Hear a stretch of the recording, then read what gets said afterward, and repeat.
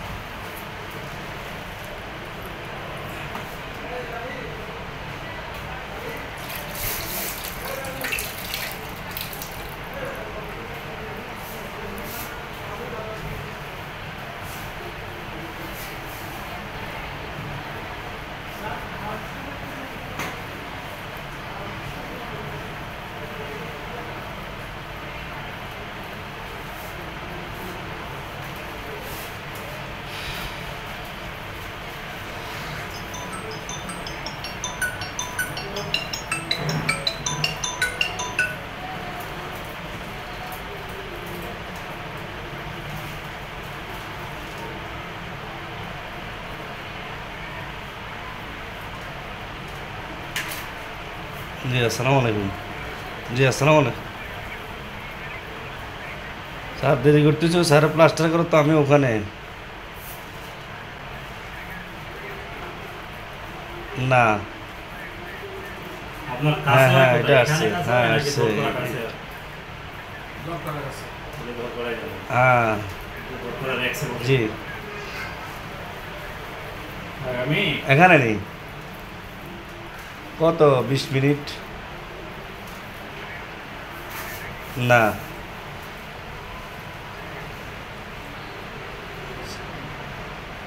আচ্ছা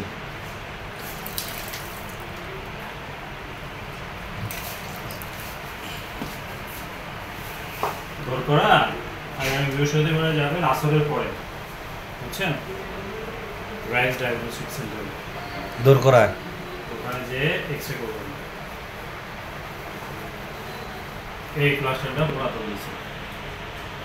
প্লাস্টার সহকারে এক্সরে করবেন,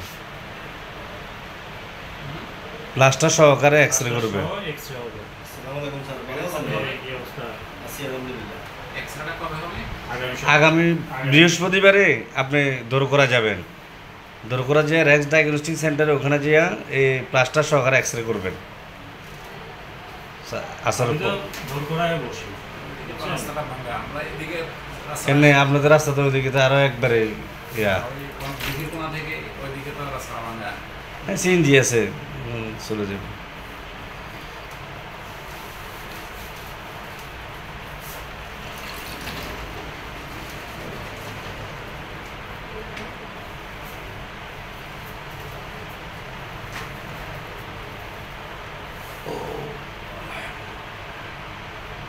খাবার খাইছেন? খাবার বাড়ির বাসা থেকে খাইয়ে এসেছি।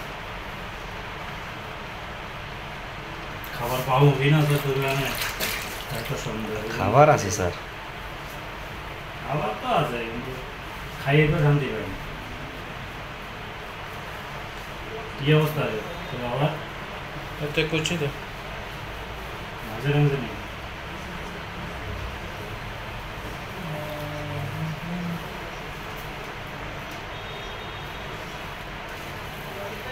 কোমরেরও আছে আপনার বয়স কত হয়েছে? 65 ডায়াবেটিস আছে ওদিন ডায়াবেটিস 32 হয়েছিল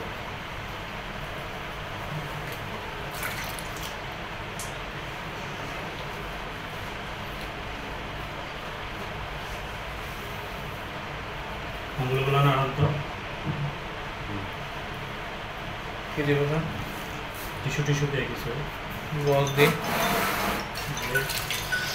এগুলো সবসময় এবার নাড়াবেন আঙুলগুলো।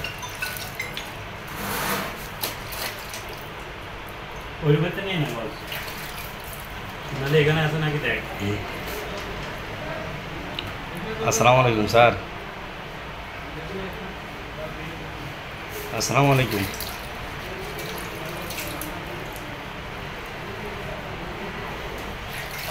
মনে ইসলাম মিলন স্যার না ফোন দিন।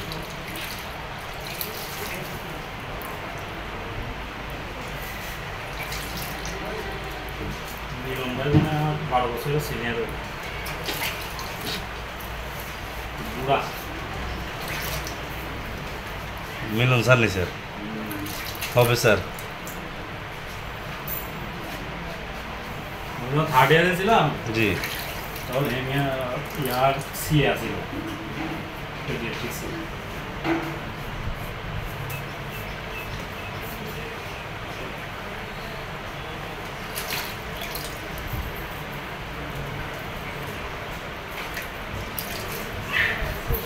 না ধরনের হ্যালো হ্যাঁ আই আলু রে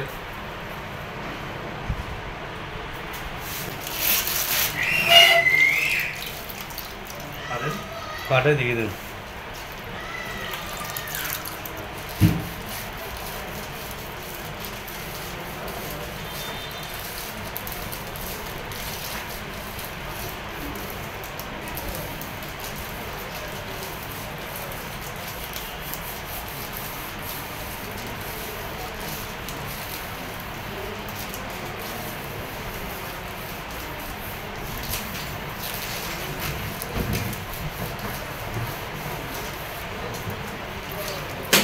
পানি নিচে বাড়ি দিয়ে রাখবেন, হ্যাঁ? আর আমি না বলা পর্যন্ত ভর দিবেন না। যখনই শুবেন তখনও পায়ের নিচে বালিশ দিয়ে রাখবেন, হাঁটা যখন থাকবে।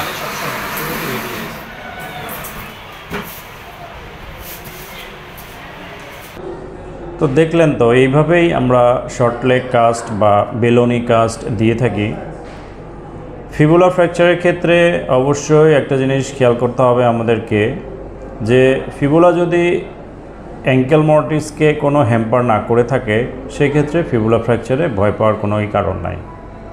কেননা ফিবুলা দিয়ে কিন্তু আমাদের বডি ওয়েট বেয়ার করে না, টিবিয়াতেই আমাদের মূলত বডি ওয়েটটা চলে যায়, যার কারণে ফিবুলা ফ্র্যাকচারকে আমরা ওইভাবে গুরুত্ব দিয়ে থাকি না।